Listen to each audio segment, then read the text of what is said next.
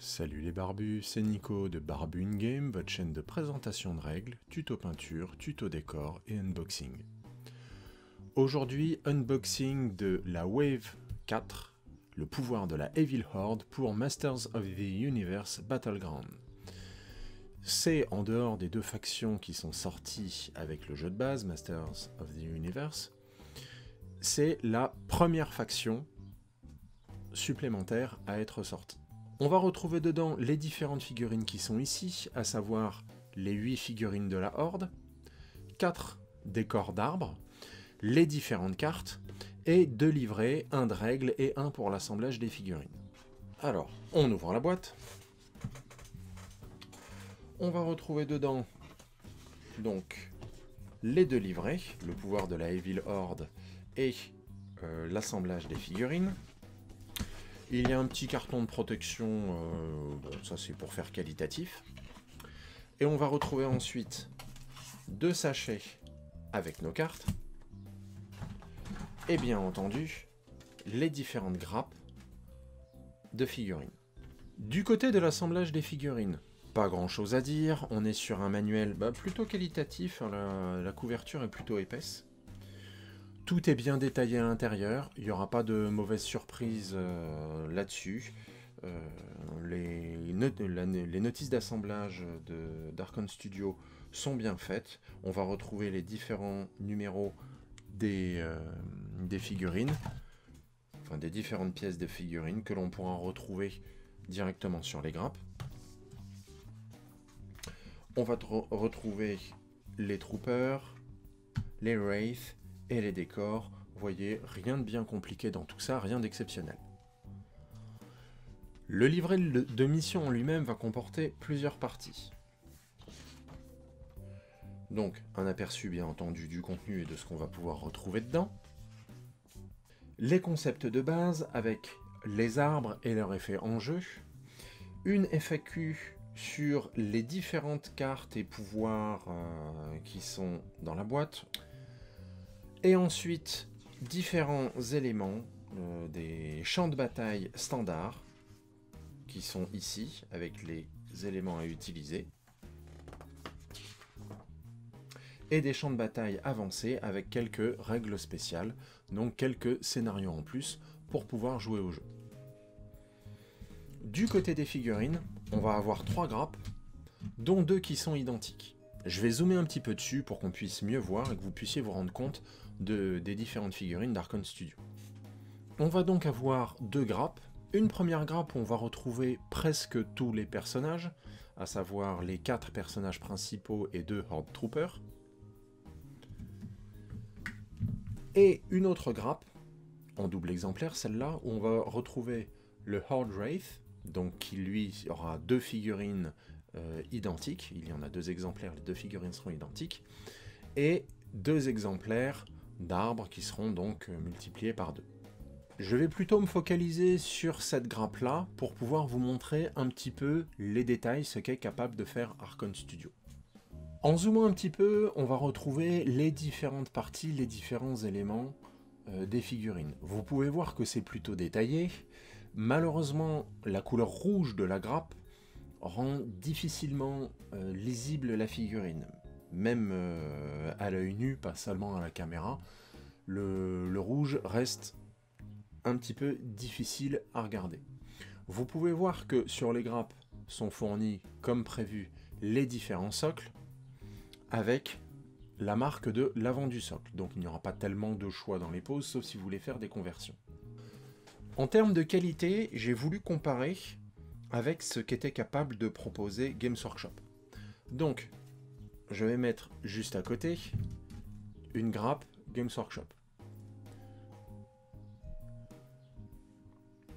Donc on est à peu près sur des échelles similaires. Les figurines de Archon Studio sont un petit peu plus grandes.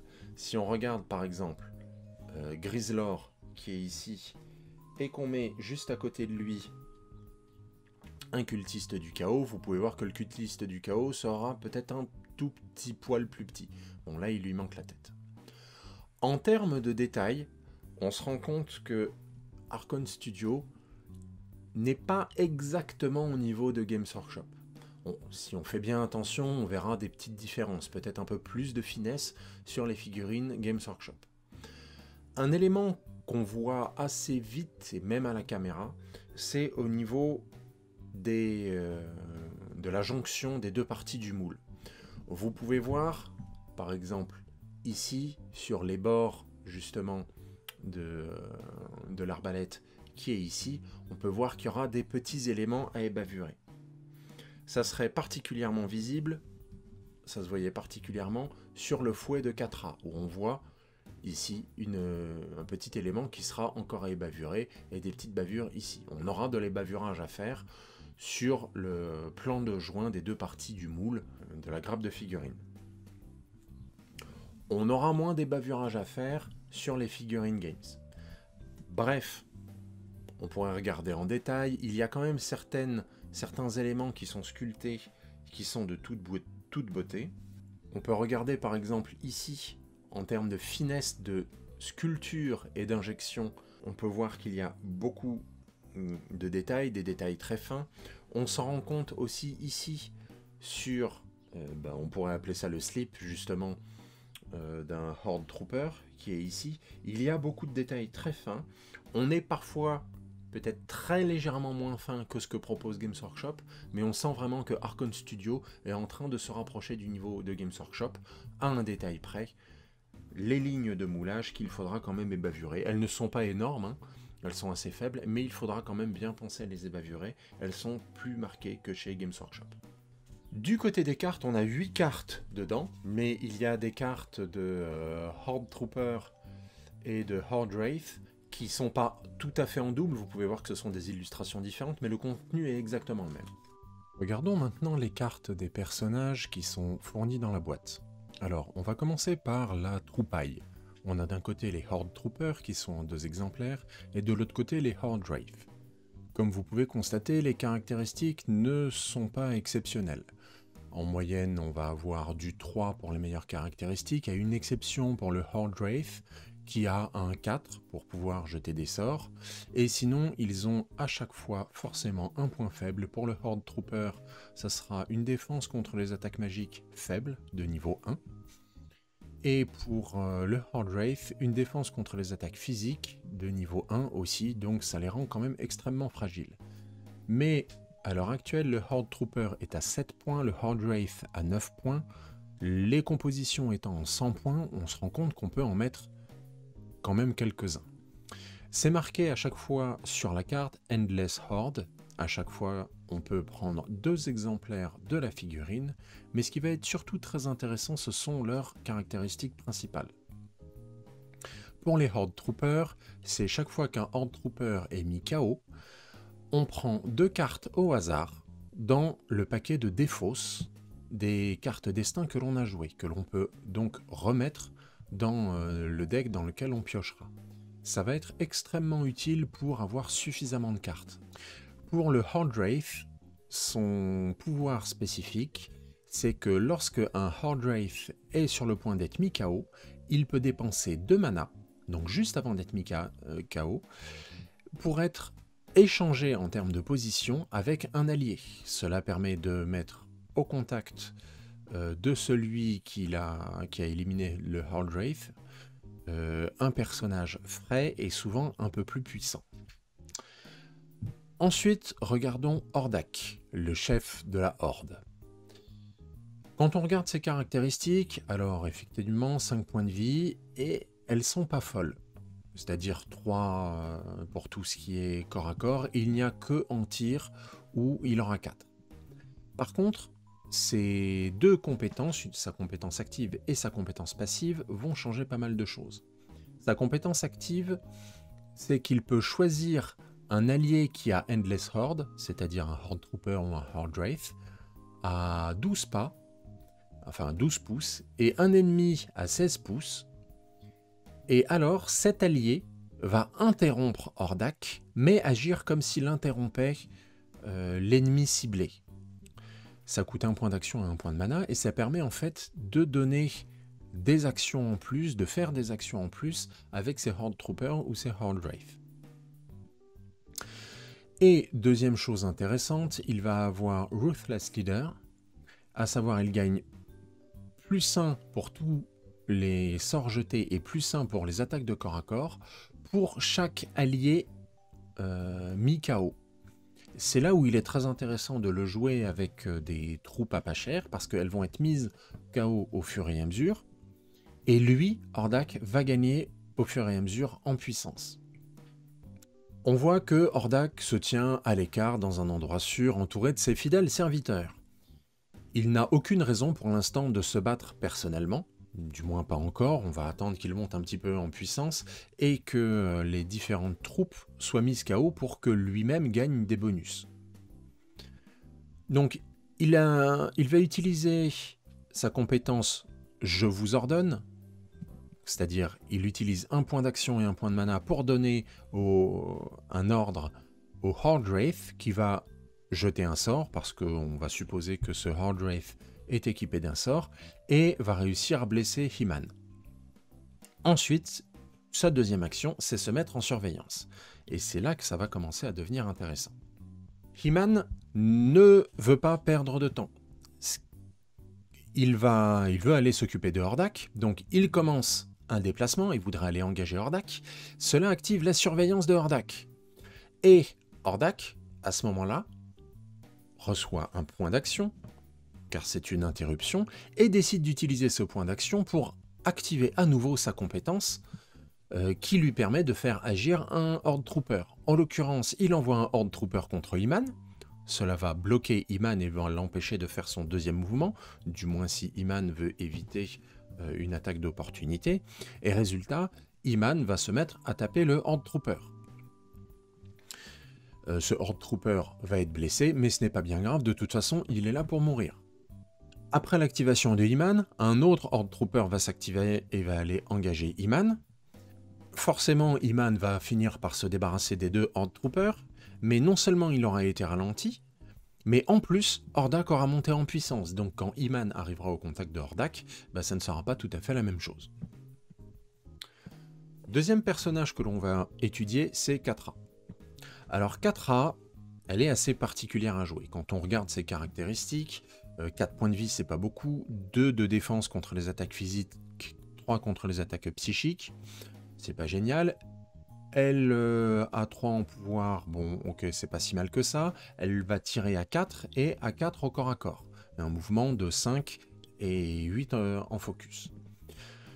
Elle n'est pas très chère, 15 points si ma mémoire est bonne. Et elle va être très intéressante à cause de ses deux compétences. Sa première compétence lui permet une fois par tour, par round, lorsqu'elle reçoit au moins une blessure, on peut défausser une carte destin pour réduire le nombre de dégâts reçus de 1. C'est-à-dire que ça va lui apporter une certaine capacité à encaisser les coups. Au prix d'une carte destin, donc elle va quand même consommer des cartes destin, ce qui est assez désagréable. Et sa deuxième compétence est extrêmement intéressante, à savoir, pendant une activation ou interruption de 4A, on peut à nouveau défausser une carte. Alors si c'est une carte gloire, on gagne 2 points d'action, ce qui est quand même énorme. Et si c'est une carte destin, elle peut faire un mouvement gratuit de 2 hexagones et qui ne peut pas être interrompu. Cette dernière compétence fait d'elle une véritable anguille. Regardons de ce côté-là ce qu'elle peut donner. 4A est engagé avec He-Man et au contact d'un objectif. Ce n'est pas tout à fait génial pour 4A, étant donné que He-Man a quand même tendance à coller des buffs assez sévères. Et les deux, bien entendu, veulent garder l'objectif. He-Man s'active en premier et attaque 4A. Elle est censée recevoir 2 blessures, ce qui l'affaiblirait considérablement, mais elle va défausser une carte et réduire ce nombre de blessures à 1. Donc elle n'a qu'une seule blessure. C'est ensuite à 4A de s'activer. Elle aimerait bien utiliser son arbalète de la Horde, mais on ne peut pas l'utiliser quand on est engagé au contact. Qu'à cela ne tienne, 4A va utiliser d'abord une première action pour attaquer avec son fouet, et cela va lui permettre de blesser He-Man. Ensuite, elle se défausse d'une carte, bouge de 2 hexagones sans pouvoir être interrompue, et vu que là, elle n'est plus engagée, elle peut tirer sur Iman. Vous noterez qu'elle est restée au contact de l'objectif. Elle utilise le Horde Crossbow. Le Horde Crossbow touche, va blesser Iman, et l'effet du Horde Crossbow fait que Iman est repoussé. Donc Catra a infligé 2 blessures à Iman, et la repoussée de l'objectif, et normalement, à moins d'un souci, devrait réussir à contrôler l'objectif à la fin du tour, ce qui est pas mal. Regardons ensuite Griselor. Alors Griselor, pas mal de points de vie, il encaisse convenablement sans plus, sauf la magie où il n'encaisse pas grand chose. En termes de magie, bon, on le laissera là. En termes de tir, il est moyen. Une force correcte à niveau 4. Le déplacement, c'est du 4 en temps normal, 4 hexagones en temps normal, 6 quand il a un focus. C'est pas beaucoup, malheureusement. Il a cependant 2 compétences. Dès qu'une carte est défaussée, pendant une activation, Griselor gagne 1 mana. Ensuite, sa deuxième compétence est peut-être un peu plus intéressante. Lorsqu'une attaque ennemie met KO un allié, Griselor peut interrompre cette activation. On voit tout de suite que cela pourra être assez intéressant, notamment avec les Horde Wraith, où le Horde Wraith vient de se faire tuer, pour 2 mana, il échange sa place avec Griselor, et Griselor a d'un seul coup la possibilité de faire une interruption. Iman est engagé avec un Horde Wraith, lui a collé quelques baffes, et le Horde Wraith décède dans d'atroces souffrances, mais il lui restait 2 points de mana. Avant de quitter le champ de bataille, le Horde Wraith utilise sa compétence, dépense les 2 mana, et est remplacé instantanément par Griselor. Griselor, à ce moment-là, vu qu'un de ses alliés vient d'être mis KO, peut réaliser une interruption. C'était au cours de l'activation de Iman, il va donc pouvoir agir et commencer à attaquer Iman. Les différentes attaques de Griselor lui permettent d'infliger 2 dégâts, 2 points de vie à Iman, alors qu'on est au cours de l'activation de Iman. Si Griselor n'a pas encore agi, il pourra agir plus tard et continuer à causer des dégâts à Iman, et donc si ça se trouve, même avant même que Iman ait pu agir à nouveau, au prochain tour, Griselor l'aura peut-être tué. Et il y a Shadow Weaver. Alors, Shadow Weaver, c'est une magicienne. 4 points de vie, 1 en défense physique, c'est pas terrible, 4 en défense magique, c'est correct, 5 en attaque magique, c'est pas mal, 2 pour viser 2 au corps à corps, c'est pas terrible, et un déplacement de 5 en temps normal, 8 en ayant un focus. Donc on voit bien, c'est le profil d'une magicienne. Première compétence, Mind Control. C'est une compétence active, il faut dépenser 2 mana. On va tester l'attaque magique de Shadow Weaver contre la défense magique d'un ennemi non engagé à 16 pouces, à 16 cases. S'il y a un succès, la cible doit interrompre Shadow Weaver et doit faire une action de mouvement utilisant autant de points de mouvement que possible en direction de Shadow Weaver. Cela permet de prendre un petit peu le contrôle de l'ennemi. Attention, ça a un point faible, c'est-à-dire que l'ennemi peut décider, vu que c'est une interruption, peut quand même décider de jouer lui-même des cartes actions pour continuer l'interruption et peut-être même engager Shadow Weaver, ce qui n'est pas forcément terrible. Deuxième compétence, qui est une compétence passive, chaque fois qu'un allié est mis KO, on transfère tous les manas de cet allié à Shadow Weaver, ce qui lui permet d'avoir pas mal de mana. Alors, Shadow Weaver, personnellement, quand je la joue, j'utilise Overwhelming Power, qui est son sort signature, qui coûte 0 mana, qui va permettre d'infliger des dégâts et qui va donner des points de mana à la cible. C'est-à-dire, on inflige des dégâts à la cible, et la cible gagne des points de mana. Si on tue la cible, tous les alliés de la cible gagnent des points de mana. Vous allez me dire, c'est pas super intéressant. Sauf que quand on le combine avec le deuxième sort qui s'appelle Mana Burn, on a moins de dés pour jeter le sort, mais pour chaque mana de la cible, on gagne un dé. Et là, on voit la combinaison. À savoir, on jette d'abord Overwhelming Power, la cible prend des dégâts et gagne du mana, et ensuite on jette Mana Burn, la cible d'un seul coup est plus facile à toucher parce qu'elle a du mana, et elle va sans doute reprendre des dégâts. Regardons un petit peu les blagues que peut faire Shadow Weaver, parce que ça peut quand même faire des trucs assez intéressants, notamment son sort signature qui est Overwhelming Power. On a Shadow Weaver qui est dans un coin avec un Horde Trooper qui est engagé face à Iman et Manatarm qui est pas très loin. Shadow Weaver et Catra ne se sentent pas tout à fait de taille à affronter ces deux guerriers. Donc, le plan classique pour Shadow Weaver, c'est commettre un sacrifice. Quoi de mieux à sacrifier qu'un Horde Trooper? Shadow Weaver va donc jeter un sort sur le Horde Trooper. Elle jette Overwhelming Power, en prenant pour cible le soldat blessé, qui meurt. Vu qu'il meurt, ses manas sont transférés à Shadow Weaver, et tous les alliés du Horde Trooper, donc Catra et Shadow Weaver, gagnent chacun 2 points de mana.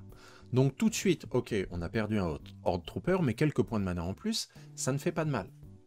Elle pourra peut-être même jeter un deuxième sort pour cibler Iman ou Manatarms, s'ils ont justement du mana. Elle pourrait en profiter pour soit rejeter Overwhelming Power, s'ils n'ont pas de mana, soit Mana Burn, s'ils ont du mana. Dans tous les cas, Catra et Shadow Weaver ont gagné des points de mana, ce qui n'est pas si mal que ça. La Horde est livrée avec les cartes destin qui sont là. Et on va voir que par rapport à ce que je vous ai dit avant, on retrouve toujours la même chose. Après avoir défaussé... Alors je ne vais pas parler des actions et des manas que l'on peut gagner, ça vous pouvez les voir directement. Moi ce qui m'intéresse plus, c'est le schéma que l'on voit se dessiner dans les effets secondaires. Après avoir défaussé cette carte pendant une phase d'activation, donner un focus à n'importe quel personnage. Encore un mécanisme de défausse.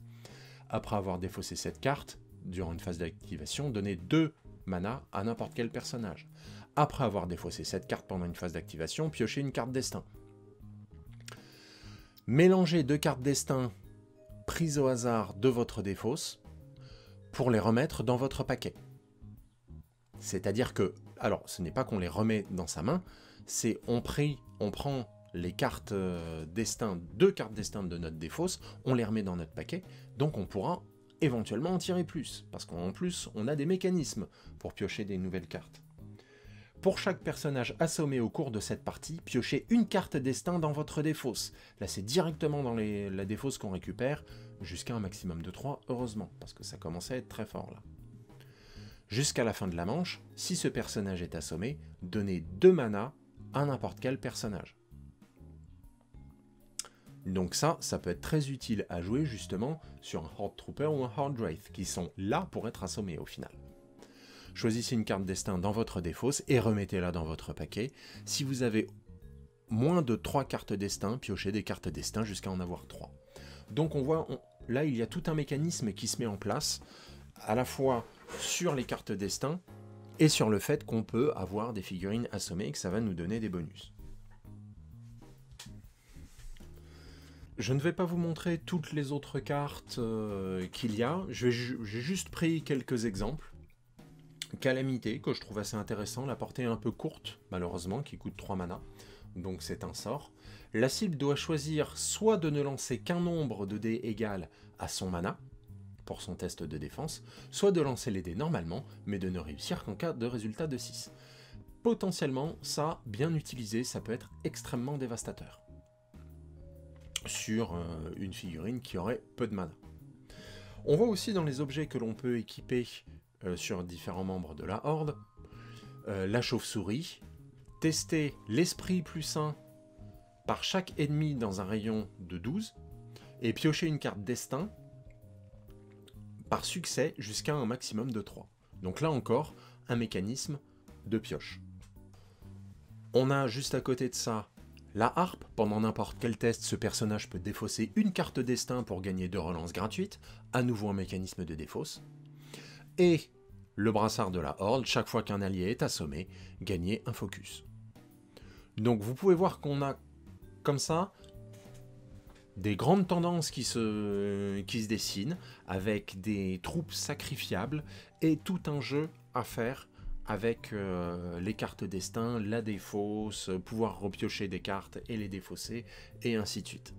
Voilà pour la horde les barbus, ça vous donne un petit aperçu comment on peut jouer la horde.